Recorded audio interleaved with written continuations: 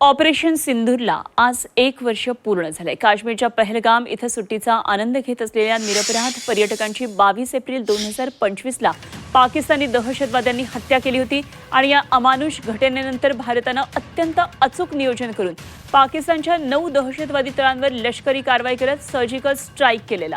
या कारवाईमध्ये भारतावर हल्ले करण्यासाठी वापरले जाणारे दहशतवादी तळ नष्ट करण्यात आले।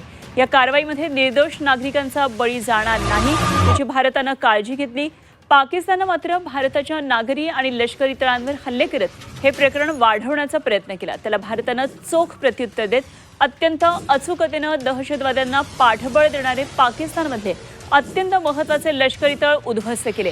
याला ऑपरेशन सिंदूर असं नाव देण्यात आलं होतं। भारताच्या या ऑपरेशन सिंदूरला आज 1 वर्ष पूर्ण होतंय। यानिमित्त भारतीय सैन्यानं एक व्हिडिओ ट्विट केलाय। भारताचा दृढ निश्चय, सार्वभौमत्व आणि आपल्या लोकांच्या रक्षणासाठी कटिबद्ध असं ट्विट भारतीय सैन्यानं केलंय।